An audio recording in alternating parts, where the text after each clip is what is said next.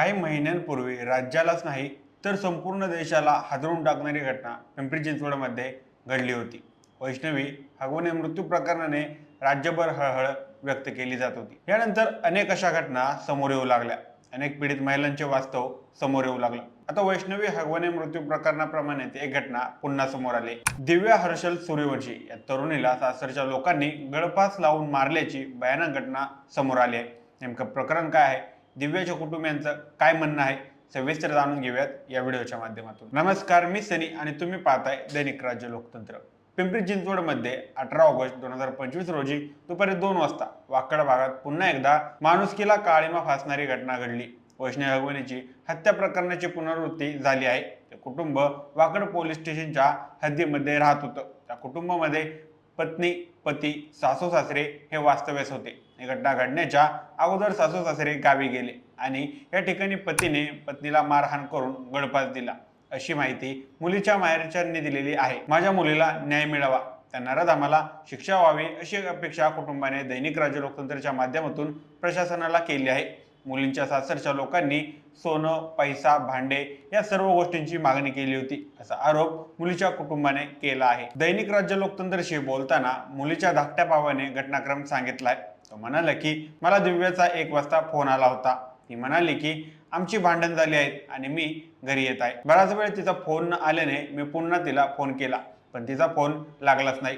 त्यानंतर तिच्या नवऱ्याला देखील फोन केले, पण त्यांच्यापैकी कुणीही माझ्याशी संपर्क साधला नाही आणि 2च्या सुमारास ही घटना घडली। यानंतर तिच्या मोठ्या दिराने दिव्याचा मृतदेह रुग्णालयात फेकून निघून गेला। यावेळी त्याने दिव्याच्या अंगावर असलेले सोन्याचे दागिने घेऊन पळू चालला असता त्याला माझ्या मित्राने पकडून त्याच्याकडून ते दागिने हिसकावून घेतले, असा घटनाक्रम दिव्याच्या भावाने सांगितला आहे। दरम्यान कुटुंबातील एका महिलेने सांगितलं की ते दिव्याला कामाला पाठवण्यासाठी मेंटली टॉर्चर करत होते। तू कामाला गेली पाहिजेस अशी थेटच धमकी तिला देत होते। अनेक वेळा वेगवेगळ्या गोष्टींची मागणी करायचे। धोंडे जेवणाला सोन्याची अंगठी, कधी सोन्याची साखळी तर कधी सोन्याचं ब्रेसलेट। या मागण्या पूर्ण नाही झाल्या तर ते दिव्याला मानसिक आणि शारीरिक त्रास द्यायचे। त्यांच्या लग्नाला 3 वर्ष झाली, पण त्याने कधीही नवऱ्याचे कर्तव्य पार पाडले नाहीत। दरम्यान या महिलेने सरकारच्या लाडक्या बहीण योजनेवरही रोष व्यक्त केला आहे। ती म्हणाली की सरकार सांगतंय की लाडकी बहीण योजना, पण या ठिकाणी कोणती लाडकी बहीण सुरक्षित आहे, कोणतीच लाडकी बहीण सुरक्षित नाही, असा रोष त्या महिलेने व्यक्त केला आहे।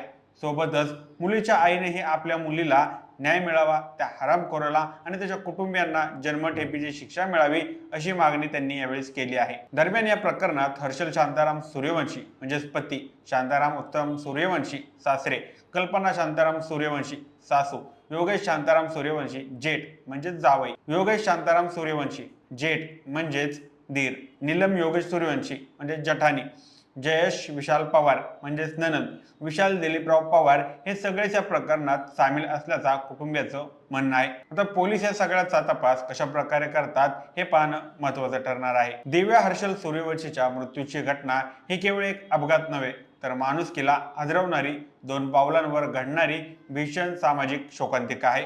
वैष्णवी हगवणे प्रकरणानंतर काही महिन्यातच घडलेली ही दुसरी घटना असल्यामुळे आता हा अपवाद न राहता समाजातील एक खोलवर रुजलेल्या जाचक पद्धतीचा, दहशतीचा आणि पितृसत्ताक मानसिकतेचा परिणाम आहे, हे स्पष्ट दिसून येतं। या प्रकरणात एक नवरा आरोपी नाही तर संपूर्ण सासरचं कुटुंब, सासू सासरे, जेठ, जठानी, नणंद आणि तिचा नवरा हे सर्वजणच आरोपीच्या भोवऱ्यात आहेत। दागिन्यांची, पैशांची, कामावर जाण्याची सक्ती, मानसिक व शारीरिक छळ आणि शेवटी गळफास, ही सर्व साखळी अत्यंत भयंकर आहे। दिव्याच्या कुटुंबियांनी दिलेली माहिती आणि तिच्या भावाने सांगितलेला घटनाक्रम पाहता ही आत्महत्या नसून पूर्वनियोजित हत्या असल्याचा संशय गडद होत आहे। विशेषतः मृतदेह रुग्णालयात टाकून पळून जाणं, अंगावरील दागिने लपवण्याचा प्रयत्न या सगळ्यामुळे हत्या लपवण्याचा स्पष्ट प्रयत्न केला आहे।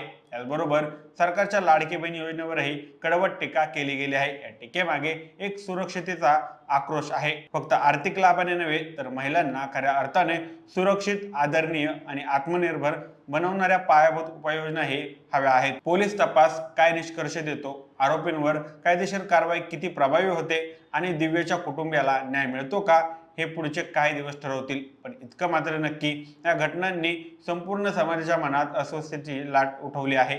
समाजाने आता दिव्या किंवा वैष्णवी फक्त बातम्यांमधील नावे न राहता अशा घटना रोखण्यासाठी सजग, सक्रिय आणि संज्ञान व्हायला हवं. कायदा, शासन आणि सामाजिक या तिन्हींचा सामूहिक जबाबदारी क्षण हा आहे. बाकी याबाबत तुमची मते काय आहेत? आम्हाला कमेंट करून नक्की कळवा. आणि जर दैनिक राज्य लोकतंत्र चॅनलवर नवीन असाल तर चॅनलला नक्की सबस्क्राईब करा. धन्यवाद.